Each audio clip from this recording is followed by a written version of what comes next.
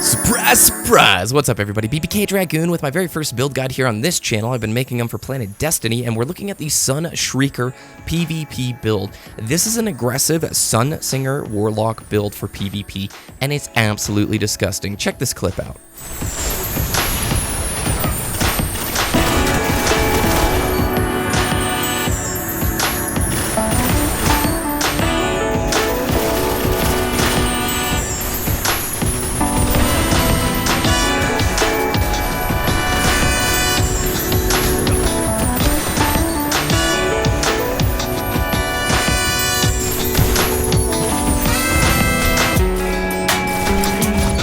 Oh, it's like this beautiful painting, isn't it? I love it. That Sun Shrieker build is so powerful. Look at this. I got robbed here in a second.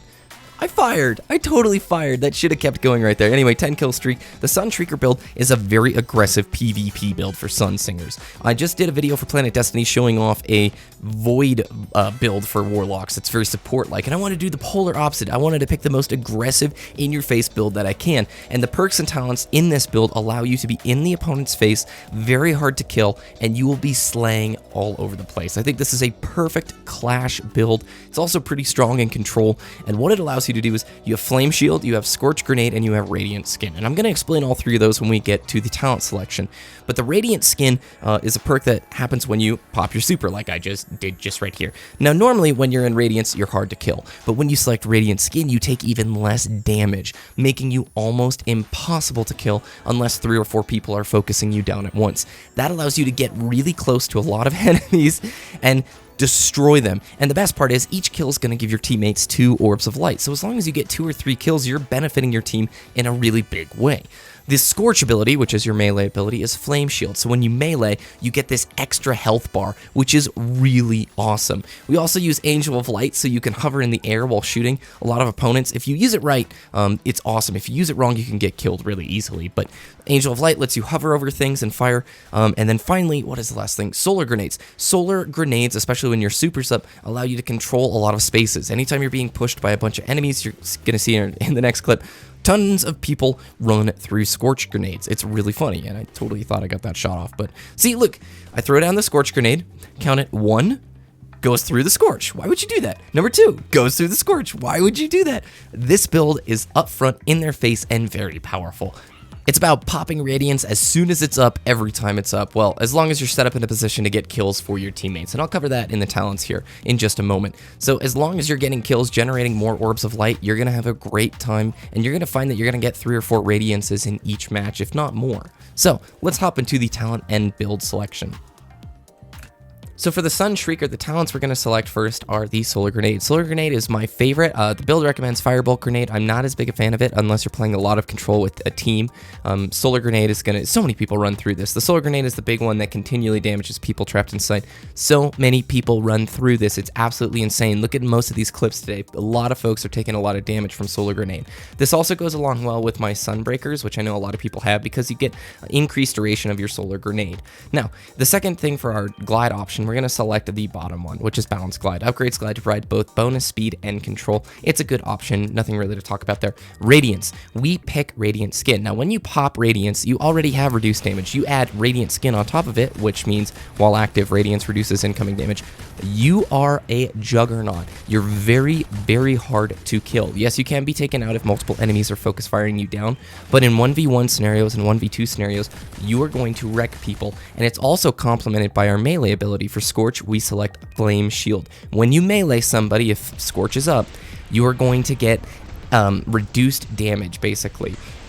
You get this cool green health bar that appears at the top, and it's insanely powerful. As you can see in a lot of the clips why it's powerful. If somebody's shooting you, you get your melee off. You instantly have more health than they do, and you're in a close range scenario. Most of the time you get this off. Warlocks have really long melee range too. The reason I'm showing the claws here, Claws of Ahamkara, if you have them, give you an additional charge for your Scorch, which means you can have Flame Shield up all the time, which is very powerful for this aggressive build. Our first passive, we select Arcane Force, training focused on toughness and speed. For our first ability modifier, Radiant Will increases the duration of Radiance. This is self-explanatory.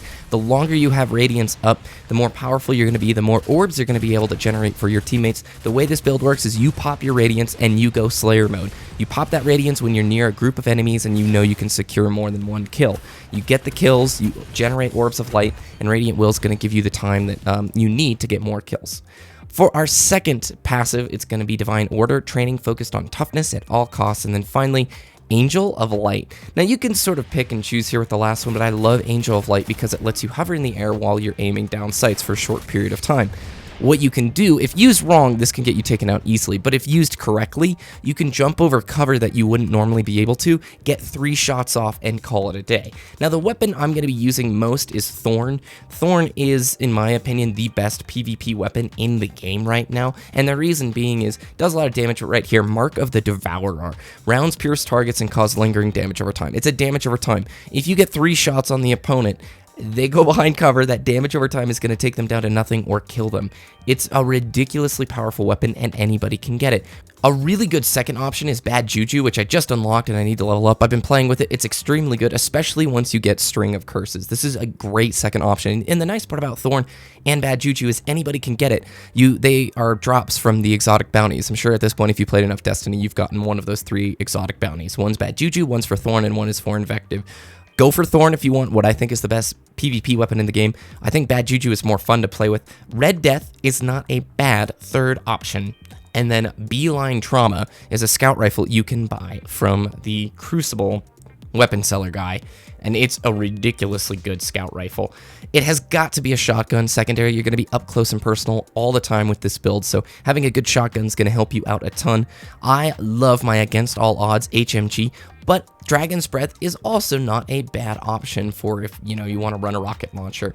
But HMGs if you can. If you don't have Against All Odds, some sort of HMG would be nice. And then I prioritized Intellect on this build because I want to have my Radiance up as much as possible. If you're really interested in throwing a lot of grenades or having your Flame Shield up all the time, you can prioritize Discipline and Strength. Strength for your Flame Shield and the Discipline for your grenades. But I'm a big fan of Intel for this build. The 2 exotic pieces I recommend are Sunbreakers or the Claws of Ahamkara. I explained that earlier. And that's about it for the Sun Shrieker build. A few things to keep in mind. Be as aggressive as possible. The shotgun, the flame shield, and the amount of intellect that you're putting into this build is trying to give you as many aggressive opportunities as possible. The more you can pop that super and get more than just a couple of kills, the better you're going to be doing and the more benefit you're bringing to your team. Remember, each of those kills while Radiance is up is 2 Orbs of Light, and that adds up very quickly. It can give you a lot of momentum. The other thing to remember is try and not hold on to that super. It's not one of those Nova Bomb builds where you keep it in your back pocket until it's like ready to go or that control point. No, the more often you can pop it, the more you're going to get in a single game. So be up front in there, girl. Have fun with this build. Let me know what you think of it down below. I think you're going to like it, and I will see you later this week. Leave a comment if you enjoyed and let me know with a like. Have a good day.